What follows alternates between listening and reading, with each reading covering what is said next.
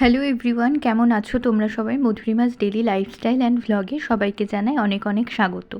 তো তোমাদের সঙ্গে নতুন একটা ভিডিও নিয়ে চলে এসেছি আর শেয়ার করব নতুন কিছু। আজকে আমি কাতলা মাছের এক অভিনব রেসিপি তোমাদের সঙ্গে শেয়ার করব। তোমরা কে কে এই রেসিপিটা করেছো আমাকে অবশ্যই জানিও। তো প্রথমেই দেখো আমি মাছগুলোতে হলুদ, লবণ আর একটুখানি সর্ষের তেল দিয়ে মাখিয়ে নিলাম। এবার আমি তেলের ওপরে মাছগুলোকে দিয়ে ভেজে নেব।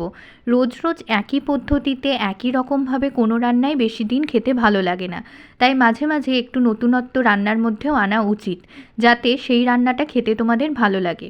তো এখানে দেখো মাছগুলোকে ভাজতে দিয়ে আমি এখানে আলু কেটে নিচ্ছি, আর আলুটা আমি সরু সরু করে লম্বা লম্বা করে কেটে নেব এই রেসিপিটার জন্যে। এমনিতেও আমি কাতলা মাছ করলে এভাবেই আলু দিই।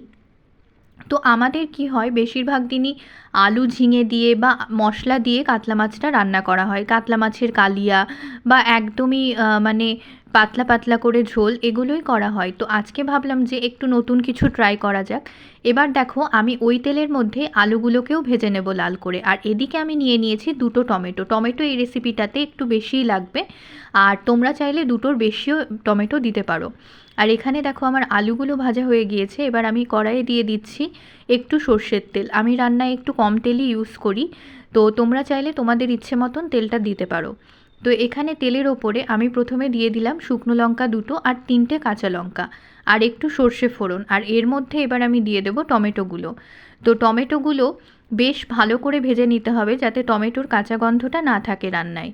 আর টমেটোর ওপরে আমি দিয়ে দিলাম লবণ। লবণ দিলে টমেটোটা তাড়াতাড়ি সেদ্ধ হয়ে যায়, সেই জন্যে প্রথমেই টমেটোর সঙ্গে আমি লবণ দিয়ে দিলাম। এরপর দেখো টমেটোটা আমার মোটামুটি সেদ্ধ হয়ে গিয়েছে, ভাজাও হয়ে গিয়েছে। এরপর এর মধ্যে আমি কিছু গুঁড়ো মশলা দিয়ে দেবো।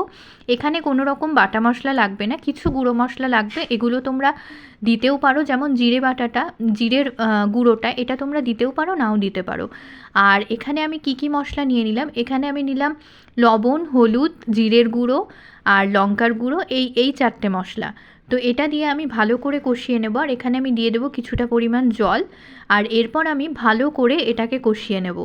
তারপর কষানো হয়ে গেলে তারপরে আমি এর মধ্যে আলুগুলো দিয়ে দেবো। তো তোমরা দেখতেই পাচ্ছ আমি কিভাবে কি করছি। আর এই রান্নাটা একটু ঝাল ঝাল হলে ভালো লাগবে, সেই জন্য কিন্তু আমি লঙ্কাও এখানে একটু বেশি ব্যবহার করেছি। আর দেখো এখানে আমার মশলা অলমোস্ট কষে গিয়েছে। এবার আমি এর মধ্যে আলুগুলো দিয়ে দেবো। আলুগুলো দিয়ে আরও একটু কষাতে হবে, যাতে আলুগুলোর মধ্যেও বেশ মশলাটা ঢুকে যায়, না হলে আলুগুলোও খুব একটা খেতে ভালো লাগবে না। তো এখানে দেখো আমি ভালোভাবে মশলা দিয়ে আলুগুলোকে কষিয়ে নিচ্ছি। আর এরপর আমি এর মধ্যে পরিমাণ মতন জল দিয়ে দেবো। তোমরা যে যতটা গ্রেভি পছন্দ করো ততটাই জল দেবে। আমি একটু পাতলা পাতলা করে করব, সেই জন্য আমি একটু বেশিই জল দেব। তো এই যে দেখো আলুগুলো আমার একদমই কষানো হয়ে গিয়েছে। এবার আমি এখানে দিয়ে দিচ্ছি জল। আমি একটু বললাম যে আমি একটু ঝোল ঝোল করব, সেই জন্য আমি জলটা একটু বেশি দিচ্ছি। তোমরা যদি মনে করো যে তোমরা একটু গ্রেভি কম করবে তো কমও করতে পারো, কিন্তু এটা একটু ঝোলঝোলই ভালো লাগে এই রেসিপিটা। একদম কষা কষা খুব একটা ভালো লাগবে না। আর এখানে দেখো আমার অলমোস্ট জল আলুগুলো প্রায় সেদ্ধ হয়ে এসেছে। আর আমার এই ফুটন্ত অবস্থায় আমি এখানে মাছগুলো দিয়ে দেবো। আর এই যে এখানে আমার রান্নাটা কমপ্লিট হয়ে গিয়েছে। এরপর আমি এখানে নামিয়ে এটা একটু ঠান্ডা হয়ে এলে একটু লেবু দিয়ে দেবো। তো তোমাদের আজকের রেসিপিটা কেমন লাগলো তোমরা অবশ্যই বাড়িতে করে আমাকে জানিও, আর ভালো লাগলে লাইক, কমেন্ট, সাবস্ক্রাইব করে